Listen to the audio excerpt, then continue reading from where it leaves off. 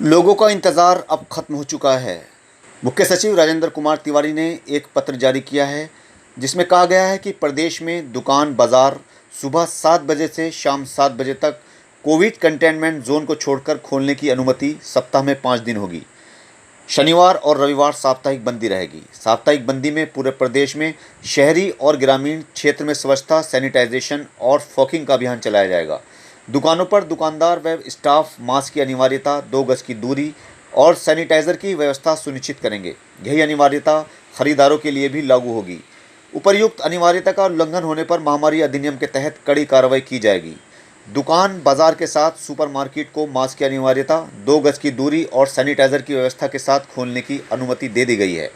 जिन जनपदों में कोरोना के सक्रिय केस की संख्या आज यानी कि 30 मई को 600 से अधिक है, जैसे मेरठ, लखनऊ, सहारनपुर, वाराणसी, गाजियाबाद, गोरखपुर, मुजफ्फरनगर, बरेली, गौतम बुद्ध नगर, बुलंदशहर, झांसी, प्रयागराज, लखीमपुर खीरी, सोनभद्र, जौनपुर, बागपत, मुरादाबाद, गाजीपुर, बिजनौर एवं देवरिया यानी कि कुल 20 जनपद में फिलहाल कोई छूट अनुमन्य नहीं है।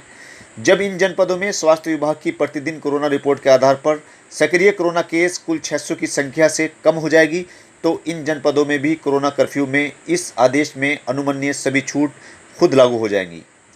यदि किसी जनपद में जिसमें छूट लागू है सक्रिय कोरोना केस 600 से अधिक हो जाते हैं तो संबंधित जनपद में कोरोना कर्फ्यू में छूट समाप्त हो जाएगी और अनुमन्य समस्त गतिविधियों पर पुनः रोक लागू हो जाएगी, जिसके लिए आदेश यथा समय जारी किए जाएंगे। कोरोना के अभियान से जुड़े फ्रंटलाइन सरकारी विभागों में पूर्ण उपस्थिति रहेगी। शेष सरकारी कार्यालय अधिकतम 50% उपस्थिति के साथ खुलेंगे और जो 50% कर्मी रहेंगे उनको रोटेशन से बुलाया जाएगा।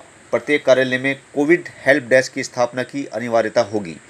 निजी कंपनियों के कार्यालय भी मास्क की अनिवार्यता, 2 गज की दूरी और सैनिटाइजर के प्रयोग की गाइडलाइंस के साथ खुलेंगे। निजी कंपनियां वर्क फ्रॉम होम की व्यवस्था को लागू करना प्रोत्साहित करेंगी। प्रत्येक निजी कंपनी में कोविड हेल्प डेस्क की स्थापना की अनिवार्यता होगी। औद्योगिक संस्थान खुले रहेंगे और इन संस्थाओं में कार्यरत कर्मियों को अपने आईडी कार्ड या इकाई के प्रमाण पत्र के आधार पर आने जाने की अनुमति प्रदान की जाएगी। प्रत्येक औद्योगिक इकाई में कोविड हेल्प डेस्क की स्थापना की अनिवार्यता होगी। सब्जी मंडियां पूर्व की भांति खुली रहेंगी, परंतु घनी आबादी में संचालित सब्जी मंडियों को प्रशासन खुले स्थान पर संचालित करवाते हुए खुलवाएंगे। प्रत्येक सब्जी मंडी स्थल में कोविड हेल्प डेस्क की स्थापना की अनिवार्यता होगी। रेलवे स्टेशन, एयरपोर्ट और रोडवेज बस में 2 गज की दूरी, मास्क की अनिवार्यता तथा सैनिटाइजेशन की व्यवस्था के साथ साथ स्क्रीनिंग व एंटीजन टेस्टिंग की भी व्यवस्था की जाएगी, जिससे लक्षण युक्त व्यक्तियों को उपचार हेतु अस्पताल रेफर किया जा सके। अब यहाँ पर ये बात कंफ्यूज कर रही है कि शासन स्तर से कहा गया है कि जहाँ पर 600 से ज़्यादा एक्टिव केस हैं वहाँ पर कोरोना कर्फ्यू लागू रहेगा और जिन 20 ज़िलों के नाम इसमें दिए गए हैं उनमें बिजनौर का नाम भी शामिल है। लेकिन अगर हम कल यानी 29 मई की कोरोना रिपोर्ट पर नज़र डालें तो उसमें कुल एक्टिव केसों की संख्या 478 है। तो इसके हिसाब से तो बिजनौर में कोरोना कर्फ्यू 1 जून से खुल जाना चाहिए। अब ये ज़िला प्रशासन के ऊपर डिपेंड करता है कि वो इसको किस तरह से क्लियर करेंगे। फिलहाल असमंजस की स्थिति बनी हुई है। आप लोगों को कल तक और इंतज़ार करना पड़ेगा। जो भी आदेश आएगा उसको चैनल पर दिखाया जाएगा।